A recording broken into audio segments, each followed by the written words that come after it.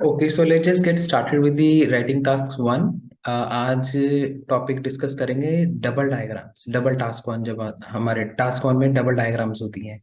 So as you can see, हमारे आज diagram task में है, one is the line graph and another one is the bar graph. Okay, so जब भी हमें टास्क वन मिलता है तो what thing first thing we need to analyse कि हमारा जो डायग्राम्स है वो किस नेचर की है।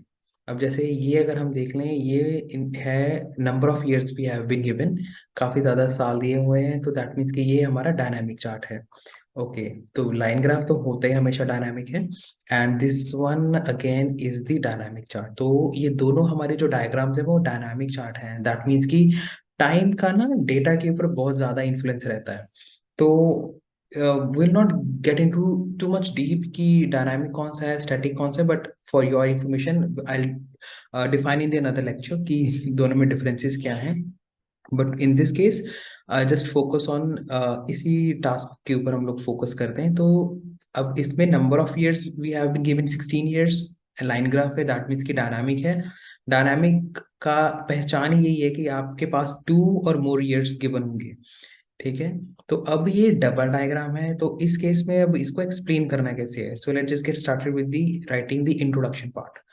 ओके, तो सबसे पहले इंट्रोडक्शन हमें लिखनी है रीफ्रेजिंग द स्टेटमेंट। तो अगर हम स्टेटमेंट देखें तो उसमें बताया गया कि लाइन ग्राफ जो है वो शो कर रही है amount of beer sold to pubs and supermarkets over 16 years, where a bar graph display the amount of pubs closed over the same period।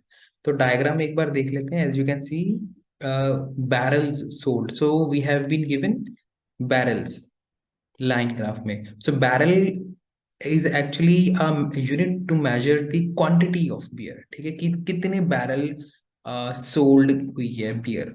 ठीक है, तो अमाउंट नहीं है, डॉलर्स नहीं है, रुपीज नहीं है, पाउंड्स नहीं है, nothing in the currency, but everything in the units, means in the quantity में दिया गया बैरल्स का। और अगर हम देखें बारग्राफ में तो वो है नंबर ऑफ पब्स जो क्लोज हुए हैं।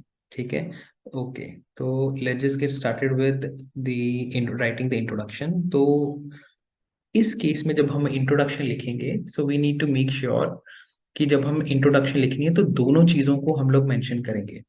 इंट्रोडक्शन लिखने के टाइम पर ये भी हमने ध्यान रखना है कि एक तो रीफ्रेजिंग करनी होती है स्टेटमेंट की, और दूसरा हमें सेंटेंस स्ट्रक्चर चेंज करना होता है। जैसे ये पैसिव में लिखी हैं चीजें, so we need to write into the passive format में इसको लिख देंगे। ओके, तो स्टार्ट करते हैं लिखना इसको। The information of the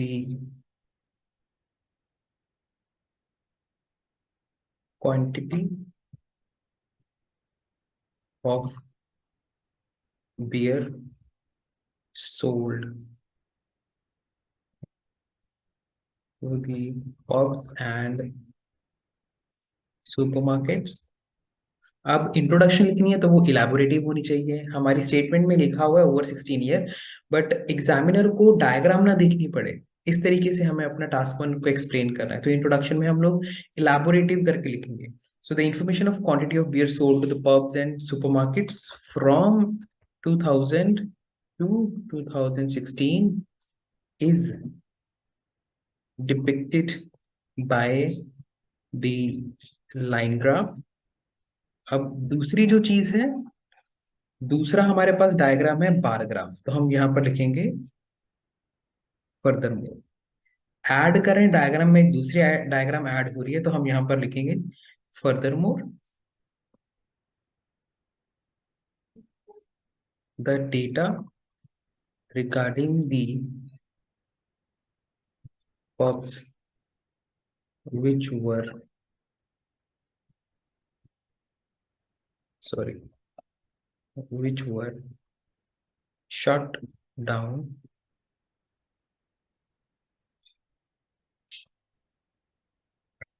during the same period is compared by the bar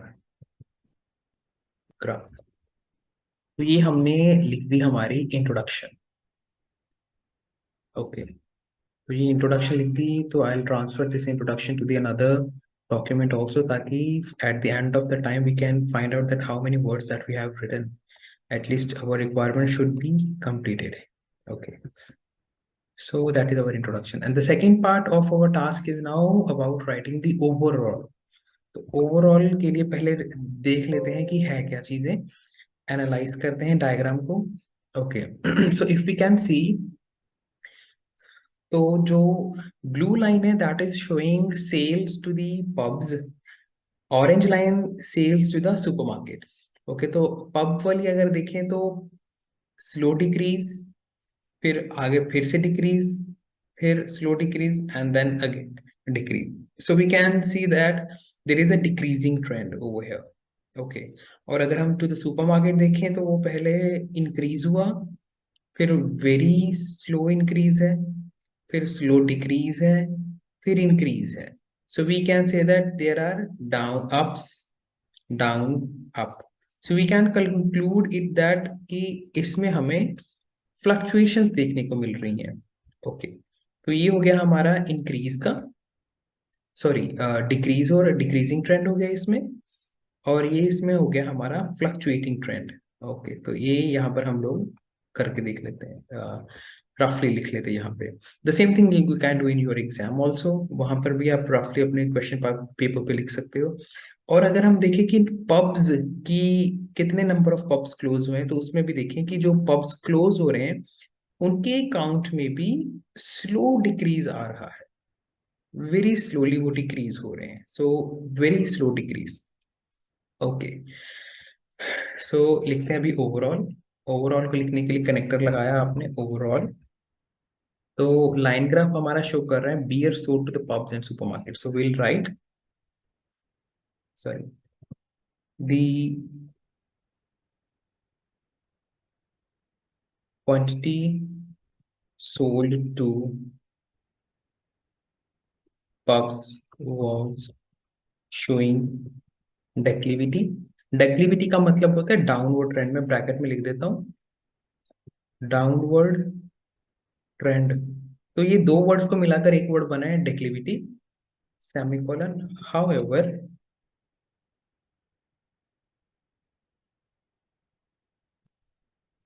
a fluctuating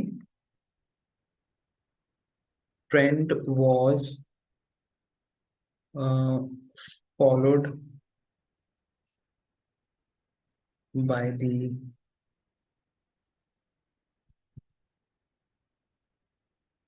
sales made to supermarket. ठीक है, हम लिख देंगे यहाँ पे during the given, during the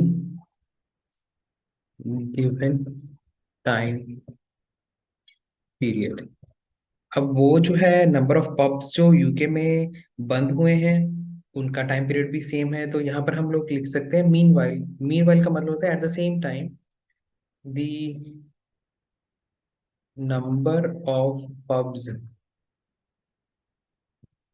closed in UK reduced gradually, full stop. So this is how you can explain both the overalls. Okay, अब आगे चलते हैं. नेक्स्ट अब हमारे पास है, इन केस अगर टाइम पीरियड अलग होता इनका, इफ आई वुड से कि यहाँ पर इनका टाइम पीरियड तो चलो 2016 का है, यहाँ से अगर आपका टाइम पीरियड होता 2012 से लेकर 16 तक का, तो इन दैट केस फिर मैंने यहाँ पर मीन वाइल नहीं लिखना था, I would have written moreover. ठीक है, क्योंकि दूसरी बात करनी है आपने ओवरऑल में, दूसरे आप एक ओवरऑल जोड़ रहे हो, इस वजह से तो मैं यहाँ पर मोर ओवर लिख देता अगर इसका टाइम पीरियड अलग होता. ठीक है, इस चीज का जरूर ध्यान रखना है. अब दोनों का टाइम पीरियड सेम था तो इस वजह से मैंने मीन वाइल लिख दिया. अगर मैं मीन वाइल ना लिख के मोर ओवर लिख दूं तो भी सही है, मीन वाइल लिख दूं तो भी सही है. ओके, आगे चलते हैं. अब मैंने ये नहीं लिखा overall the bar graph is showing this, overall the line graph is showing this. We need not to write such things in our overall, we need to mention these things. Headings को देखो कि बात किसके बारे में हो रही है, सब्जेक्ट मैटर क्या है। This is what you need to take care while writing the writing task one, क्योंकि मोस्ट ऑफ द स्टूडेंट्स इसी में इस चीज में गलती कर देते हैं। ओके,